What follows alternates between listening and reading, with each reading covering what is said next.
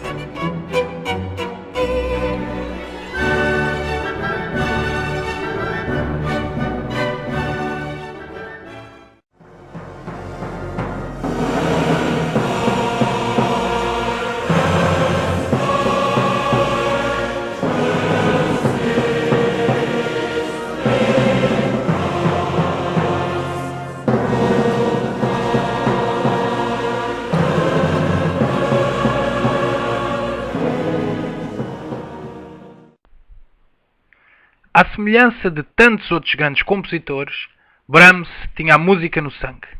Nasceu em Hamburgo a 7 de maio de 1883, filho de um tocador de baixo. Passaria a maior parte da vida adulta em Viena, mas as raízes da sua personalidade foram plantadas nesta cidade portuária, durante a sua infância e adolescência. Descoberto o seu talento musical excepcional com a tenra idade de 6 anos, Brahms desenvolveu uma carreira paralela entre aspirante a músico sério, sob a tutela de Eduard Marxen, seu professor, que o alimentou a uma dieta pesada de Bach, e a necessidade de ganhar a vida, tocando piano em bordéis da cidade, com 10 anos apenas. As marcas foram profundas. Exposto desde essa altura ao lado mais sórdido e desbragado da besta humana, Brahms sentiu durante toda a sua vida um profundo desconforto perante as mulheres, que desajeitadamente repelia ou tendia, pelo contrário, a idolatrar. As prostitutas, essas, nunca as renegou, e mesmo quando já mundialmente famoso, anos mais tarde, continuaria a tratá-las pelo nome e a tocar ocasionalmente algumas das suas obras-primas nesses mesmos pianos de bordel. Na altura em que nasceu, o movimento romântico estava na sua máxima força e figuras como Schumann, Liszt, Chopin, Berlioz e Mendelssohn lidavam, cada um à sua maneira, com o insustentável peso do legado deixado por Beethoven. Após o sucesso obtido em turnês de acompanhamento ao piano com o violinista húngaro Eduard Remenyi, onde primeiro travou contacto com a música cigana da região da Boémia, que usaria mais tarde como inspiração para as suas danças húngaras, Brahms conheceu Joseph Joachim, um virtuoso do violino e figura musical de estatuto incomparavelmente superior. Joachim, à época já célebre, é pacificamente considerado como o melhor violinista de todo o século XIX, depois de Paganini.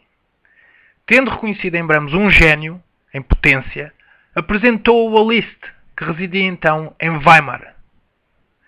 É difícil imaginar duas personalidades mais diferentes. Liszt foi o Brad Pitt, o Cristiano Ronaldo e os Beatles do seu tempo. Simultaneamente, o homem mais bonito, o pianista mais superlativo e o músico mais famoso de todo o século XIX, com a possível exceção de Beethoven. Brahms, cerca de 20 anos mais novo e em fase inicial da sua carreira, era pelo contrário tímido, reservado e avesso aos exibicionismos de superestrela que Liszt elevava a uma arte. Liszt viria a ser o pai espiritual, juntamente com Berlioz, de uma estética musical encabeçada por Wagner, designada pelo próprio como música do futuro, livre de todos os constrangimentos formais das formas clássicas e abrindo caminhos insuspeitados à fantasia e, não raras vezes, ao capricho do compositor.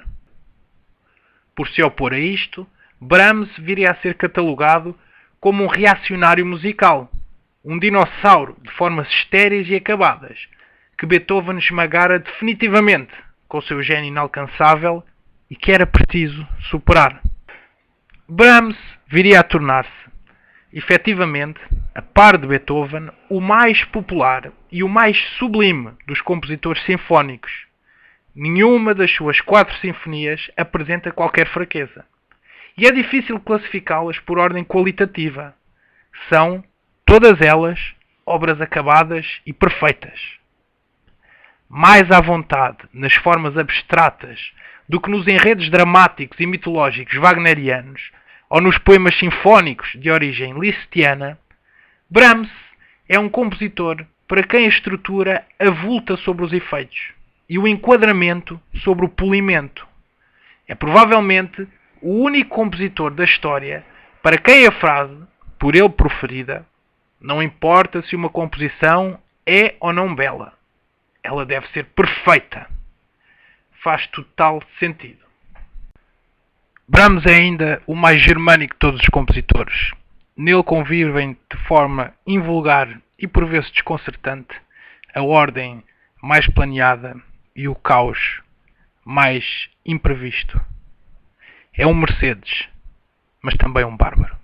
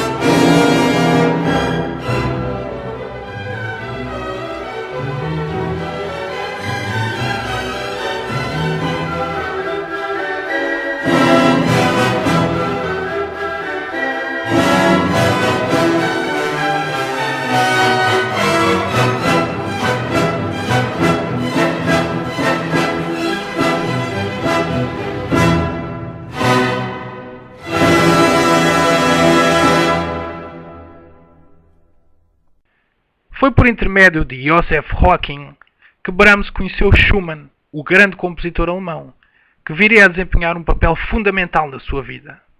Para além de ser um dos grandes músicos do seu tempo, e de todos os tempos, Schumann era também um crítico musical de faculdades analíticas notáveis, que 20 anos antes reconhecera precocemente o gênio de Chopin.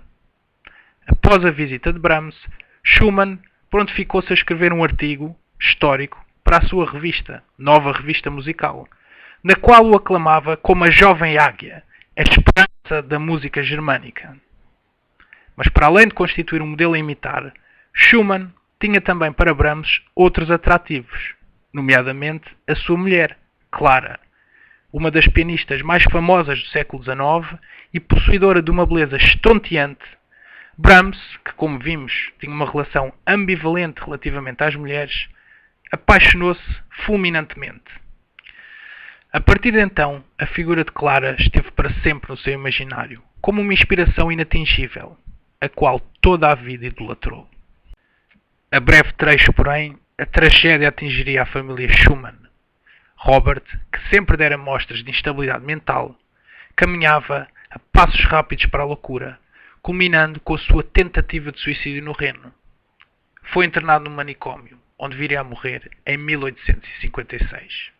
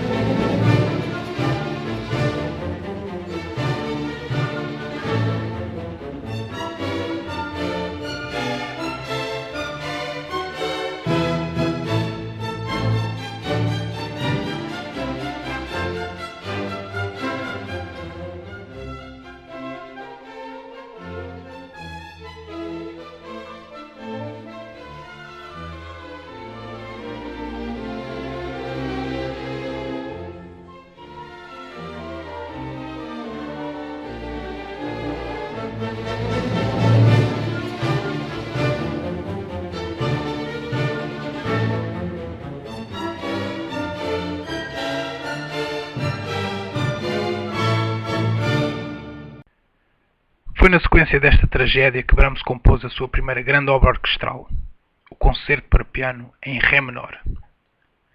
Foi um fiasco monumental. Os críticos arrasaram a obra e o público não a compreendeu. Era demasiado difícil, demasiado exigente, demasiado monumental para o gosto da época. E apenas um século depois da sua estreia seria reconhecida como a obra-prima que efetivamente é.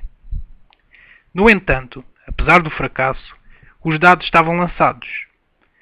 E com a conclusão deste concerto, Brahms atingia o equivalente a uma formatura universitária. O selo de qualidade capaz de provar, mesmo se apenas a si próprio, a sua mestria incontestada e aquilo de que era capaz. Esta obra é mais um Requiem do que um concerto, advindo talvez daí a reação adversa inicial do público. Num lamento monumental pela perda do seu mentor, Brahms mistura o luto mais incontido com a ternura mais comovente.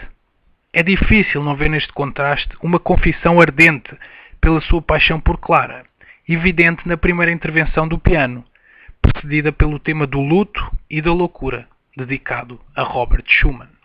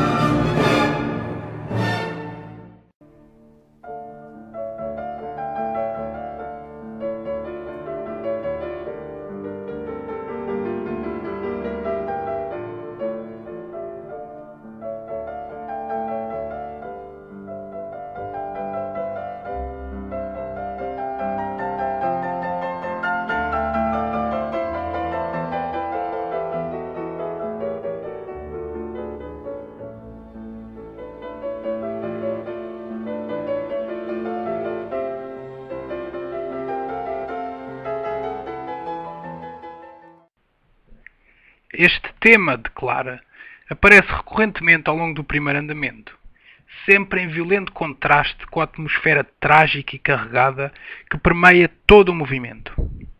O efeito assim conseguido é o de um raio de luz, um consolo e uma esperança no meio das trevas mais desesperadas.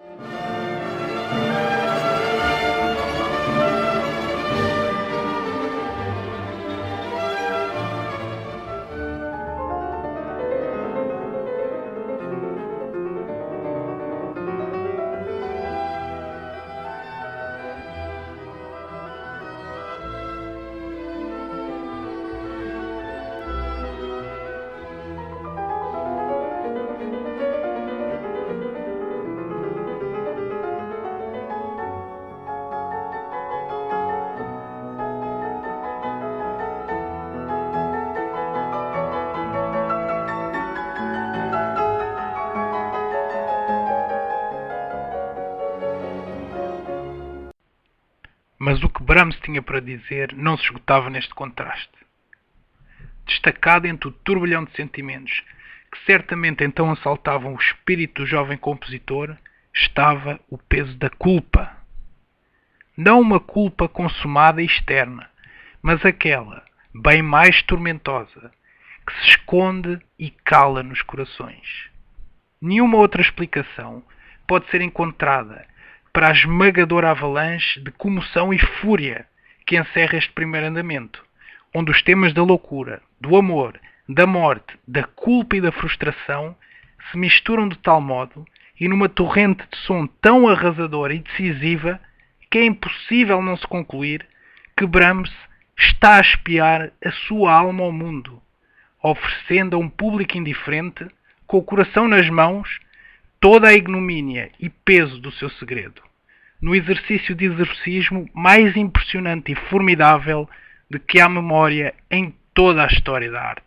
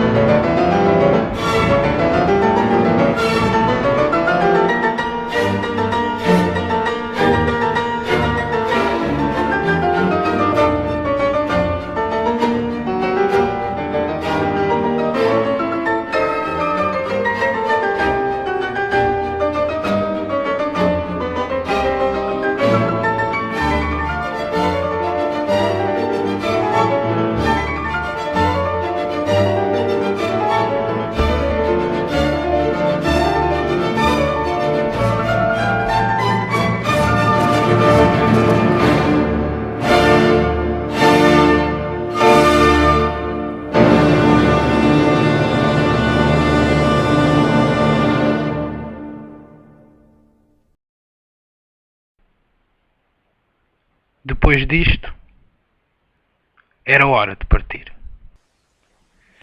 Apesar da grandiosidade e da audácia deste concerto, convém lembrar que Brahms contava com 21 anos apenas e não passava de uma jovem promessa. Clara, pelo contrário, era uma reputada concertista e, por além do mais, 14 anos mais velha. Após 2 anos em que sacrificara o seu futuro em apoio à família Schumann, que contava com 7 filhos, e em que fizera as vezes de pai, mas não de marido, Brahms fez a estrada, segurando um posto na cidade de Dortmund, primeiro, e como diretor musical da Singakademie em Viena, anos depois. Durante este período, Brahms exerceu uma intensa atividade como concertista, percorrendo toda a Alemanha em recitais, que ficaram célebres pela duração dos seus programas e pela exigência das peças interpretadas. Tipicamente, Brahms nunca levava consigo as partituras. Tinha toda a literatura pianística canónica, de Bach a si próprio, gravada a ferros na sua memória.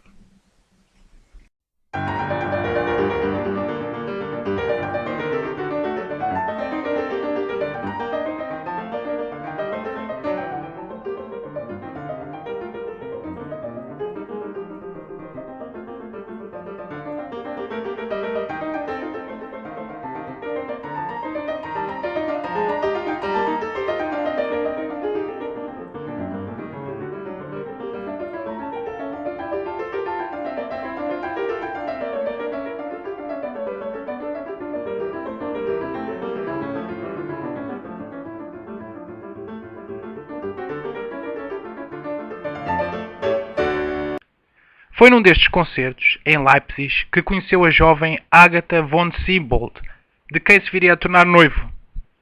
Para um ano depois, lhe enviar a seguinte carta: Gosto muito de ti, mas não posso usar correntes. Previsivelmente, Agatha rompeu o noivado. À semelhança de Beethoven, seria solteiro toda a vida, mas também rico. Factos que provavelmente não estarão dissociados.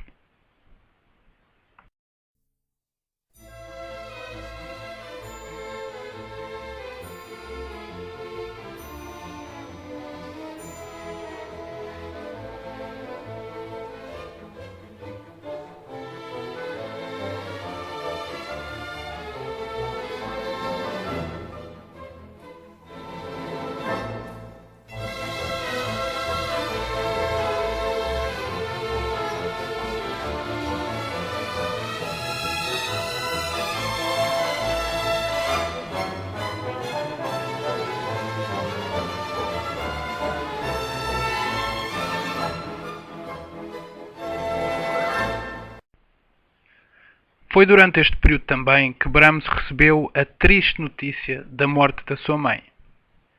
Dispôs-se então a compor um requiem em sua memória, a partir de textos escolhidos pessoalmente por si, da tradução luterana da Bíblia.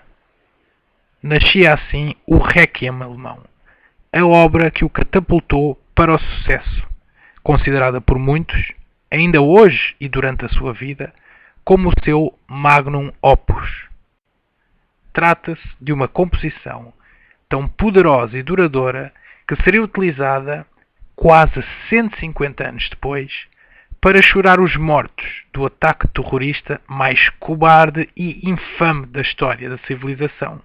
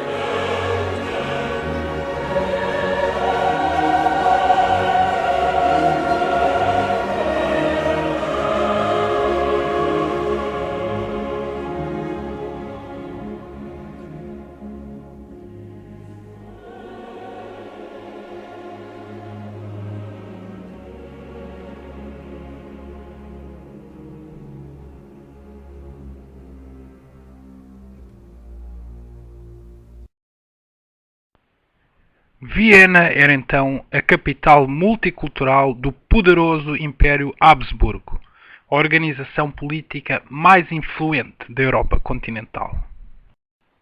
Era a época do imperador Francisco José, da imperatriz Sissi e também das valsas. Uma época de luxo e de Fausto, que Stefan Zweig tão bem descreveu em O Mundo de Ontem. Era, efetivamente, o mundo de ontem. O mundo regido ao compasso das valsas de Johann Strauss II. O rei da valsa. Um compositor, um dos raros contemporâneos, que Brahms admirava, chegando mesmo ao ponto de afirmar ter inveja de não ter sido ele a escrever o célebre Danúbio Azul.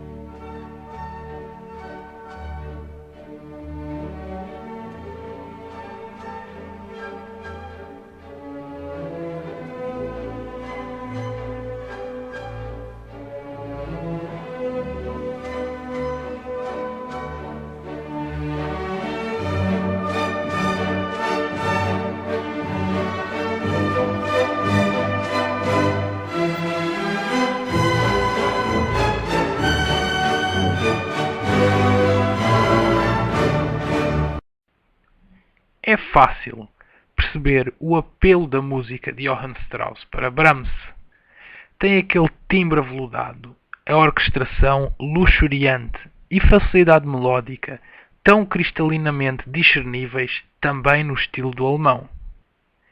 É música de uma época fácil, alegre, despreocupada e jovial, e transmite a mesma atmosfera de fim de século que podemos respirar igualmente nas páginas dos Maias de Eça de Queiroz. Carlos Eduardo e João da Ega estariam certamente em casa na sociedade vienense de então, entre aparições fascinantes nos salões de baile e amores proibidos e furtivos nos corredores.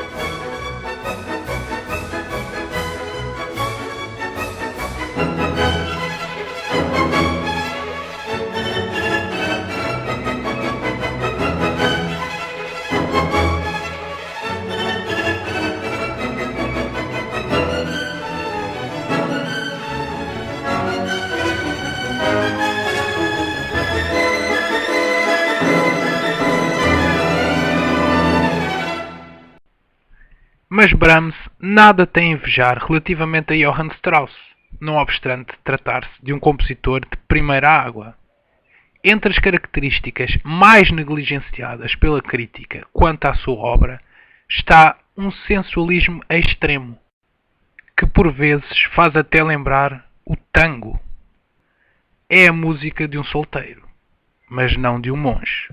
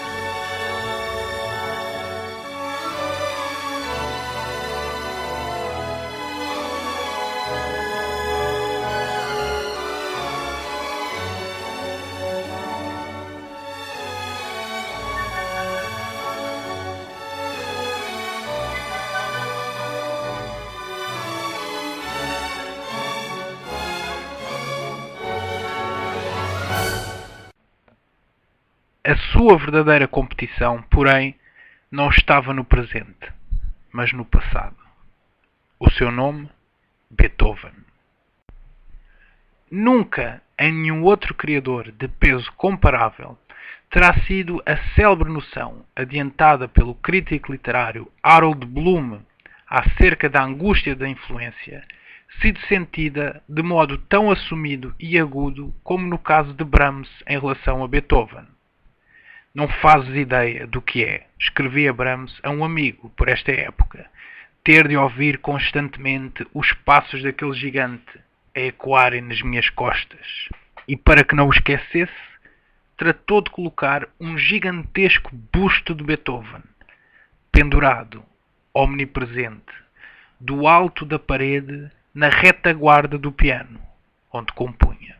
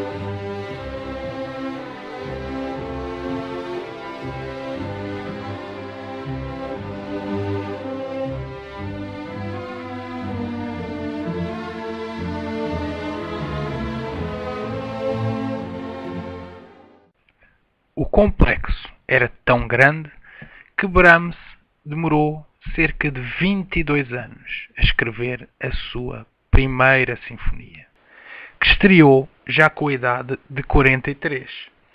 O último andamento, que acabamos de ouvir, faz referência, ainda que bastante vaga, ao último da nona de Beethoven, a Ode à Alegria.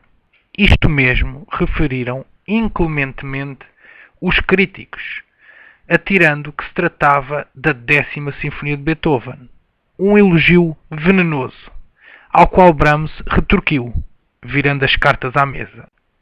Qualquer camelo percebe isso. Permitam-me discordar. Trata-se, em meu entender, de uma obra intensamente pessoal, na qual, com algum esforço de imaginação, é possível entrever a história de um jovem, nascido e criado no cenário claustrofóbico e opressivo de uma favela de Hamburgo, e obrigado a movimentar-se, desde criança, pelos cenários de maior decadência e depravação conhecidos pela alma humana, rodeado de prostitutas e marinheiros bêbados, para dele se elevar, pela força do seu talento e dedicação sem limites, à consagração em Viena, que agora consumava.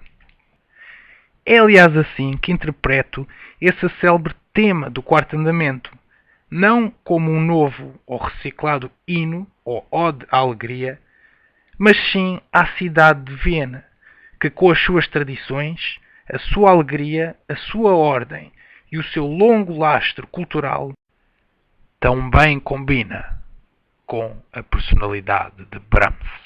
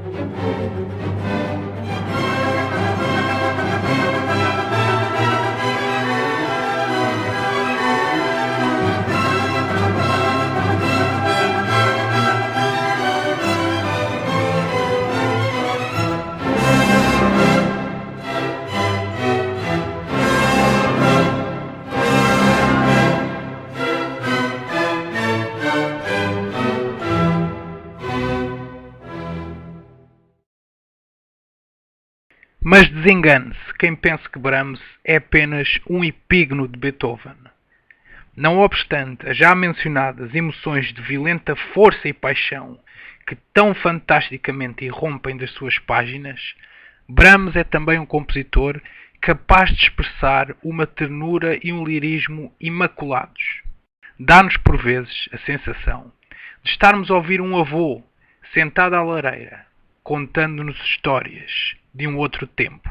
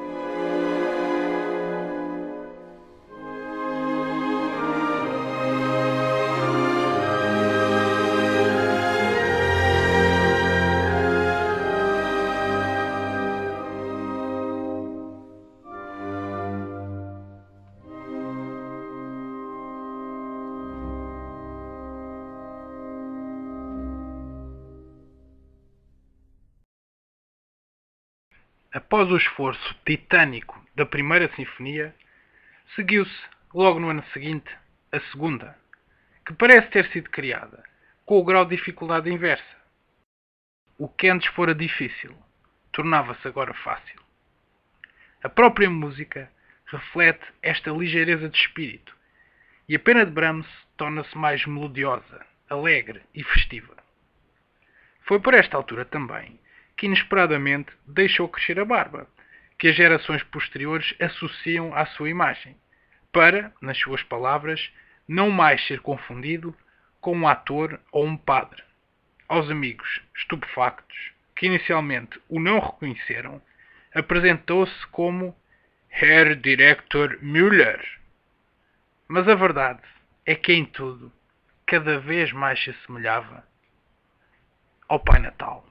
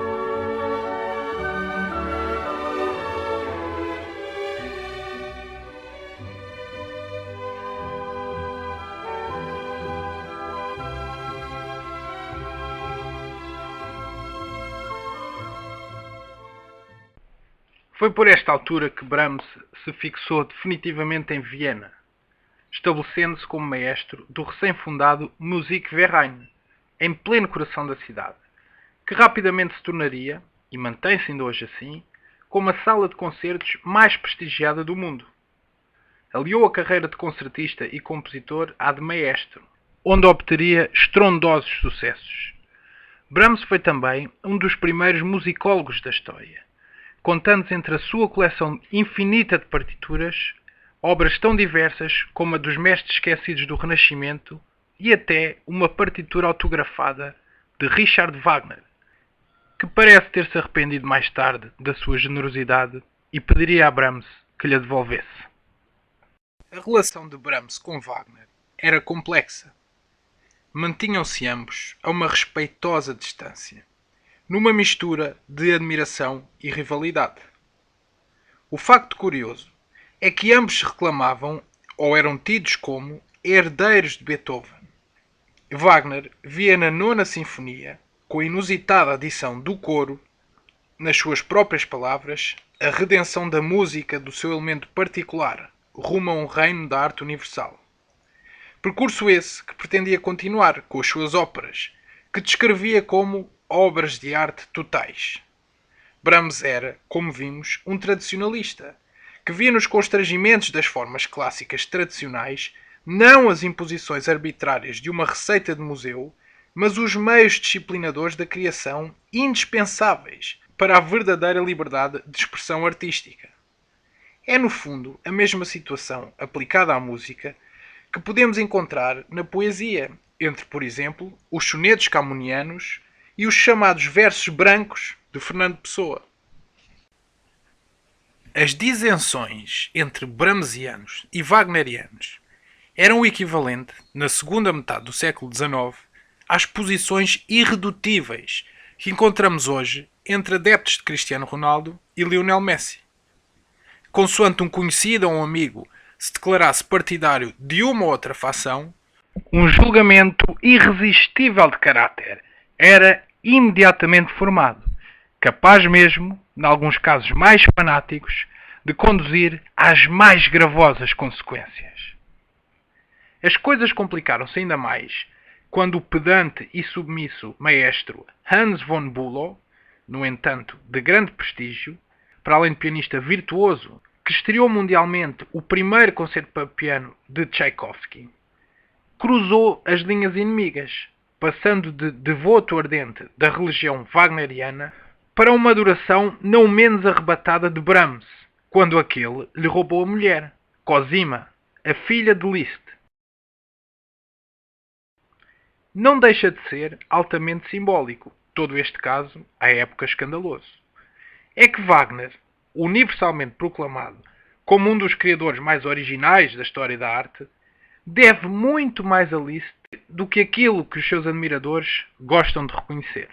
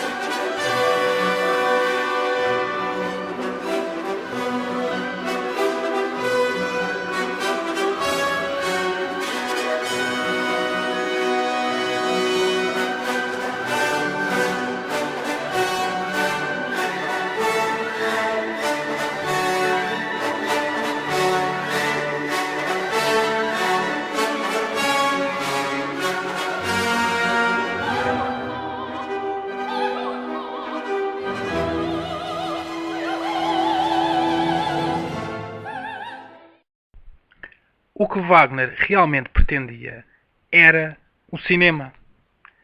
Foi um visionário que conseguiu levar a cabo a sua visão em Bayreuth, a obra de arte total, com a equiparação da música ao drama, com a orquestra escondida no fosso, a ênfase nos efeitos especiais e a sala escura, pela primeira vez na história, é nada mais, nada menos que um primeiro cinema, não sendo por isso de estranhar que grandes filmes épicos descaradamente copiem a música do grande visionário alemão.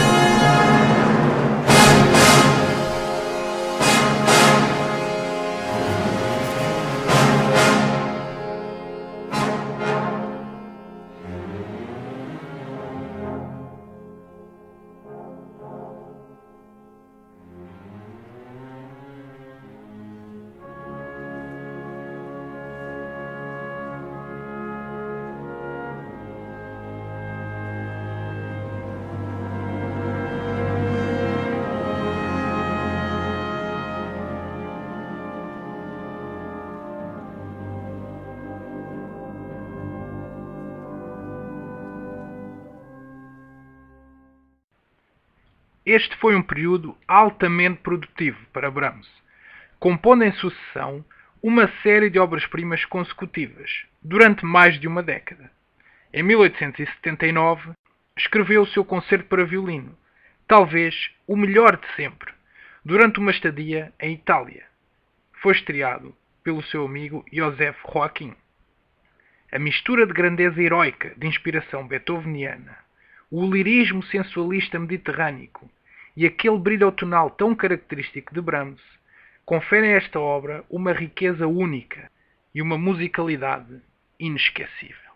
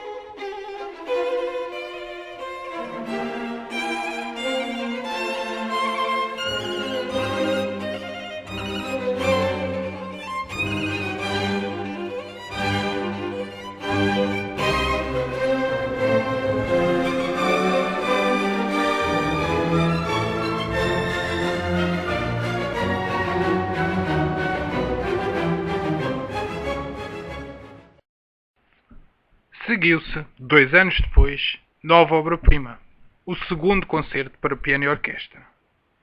Brahms era conhecido pelas suas enormes passeatas pelos parques de Viena e pelos bosques nos arredores da cidade. Novamente a imagem de Beethoven buscava inspiração e obtinha-a na natureza. Talvez por já ter encontrado a sua voz e não de precisar de quaisquer outros modelos, ou talvez por perceber e intuir no milagre da criação quadros muito mais belos e impressionantes do que aqueles que se encontravam na rebuscada mitologia germânica pagã, Brahms encontrou aqui a expressão natural da vastidão muito própria da sua música, aquele sopro largo e grandioso, tão frequentemente apontado para descrever a sua obra pelos críticos. É nesse espírito que imagino este seu segundo concerto para piano e orquestra, uma homenagem ao mundo imutável e inspirador da natureza, que permanecerá quando todas as modas e egos tiverem há muito partido.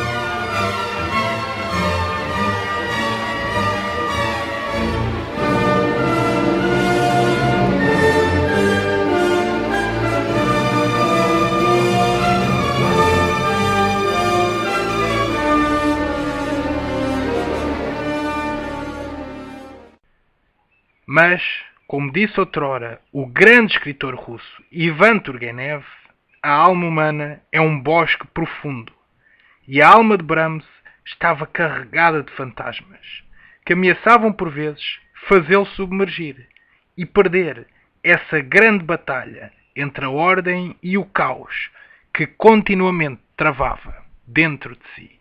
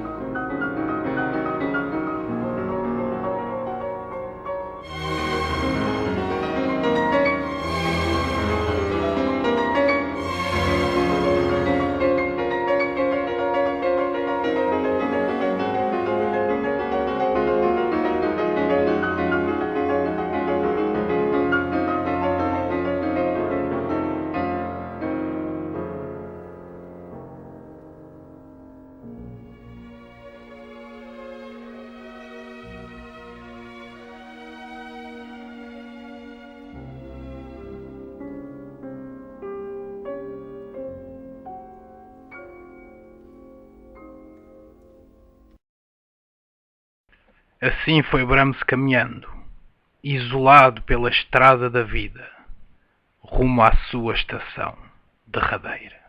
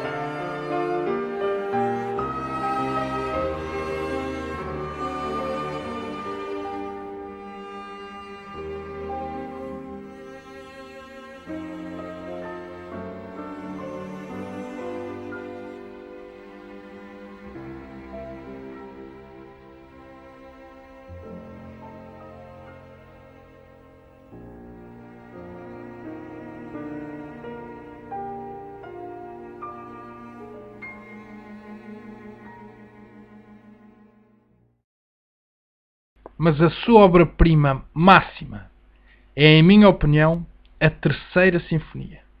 Uma composição tão poderosa e com uma mestria tão indisputada dos meios que transparece por vezes a sensação de estarmos a voar por esse mundo fora. Schumann tivera razão. A jovem águia que profetizara mais de 20 anos antes levantava agora espetacularmente voo.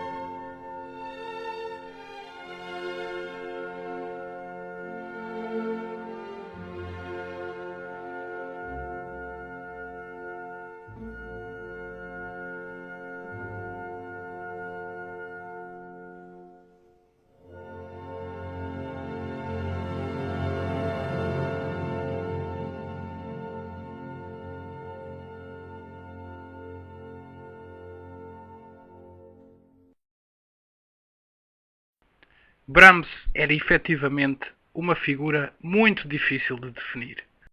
Parecia manter uma espécie de mágoa secreta, um azedume que manchava todas as relações ao seu redor. Incompatibilizou-se primeiro com Joseph Joachim, sendo perfidamente arrastado para o processo litigioso de divórcio daquele, quando a mulher apresentou correspondência privada em tribunal, na qual Brahms criticara há muitos anos certos aspectos da conduta do amigo. E mesmo com o fidelíssimo Hans von Bülow, quando, na véspera da estreia da sua quarta sinfonia em Hamburgo, Brahms se meteu de madrugada num comboio de Viena, para ser ele a regê-la do pódio, quando era Hans von Bülow quem estava a cargo da orquestra. Uma das suas únicas frustrações profissionais fora a rejeição, por 2 vezes e de um modo inexplicável, do posto de regência da orquestra local. Brahms queria assim mostrar o regresso à terra do filho pródigo, mas Hans von Bülow, que ensaiara meticulosamente a peça e via assim ferido o seu orgulho profissional, não apreciou o gesto e ressentiu-se contra Brahms. Mantinha ainda uma rivalidade muito pouco cordial com o estranho, original e beato compositor Anton Bruckner, que conseguiu o feito de fundir nas suas sinfonias os mundos de Beethoven e Wagner. Brahms apelidava-as, maldosamente, de gigantescas serpentes sinfónicas, mas o seu efeito bizarro e hipnotizante aproxima-as muito mais de gloriosas catedrais de fé.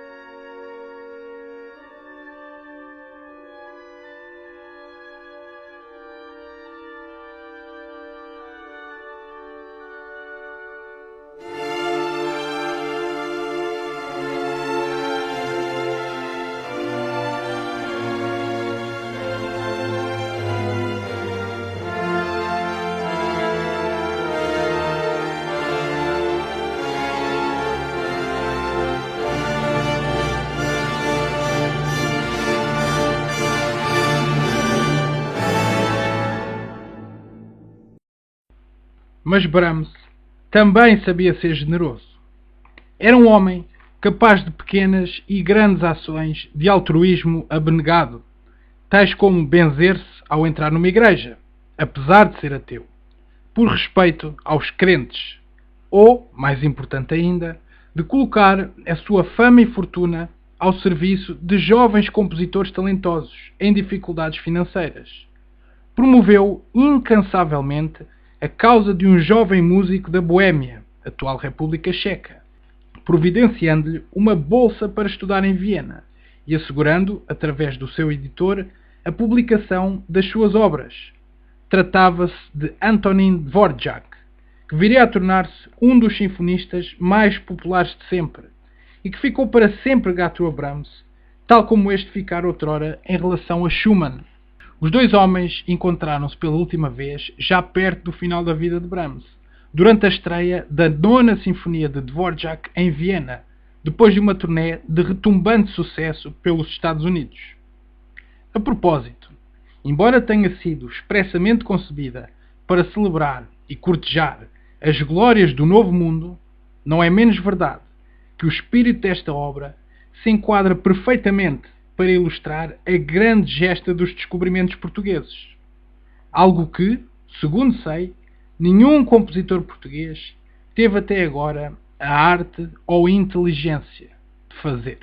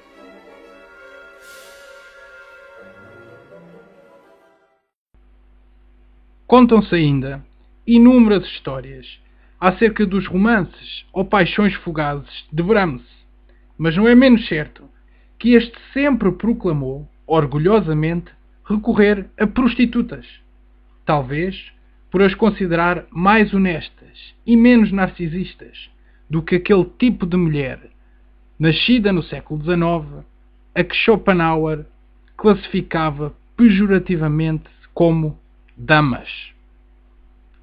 É que, ao contrário de Sansão, a ele ninguém cortou o cabelo. Uma metáfora para a força vital que dedicou inteiramente à sua arte.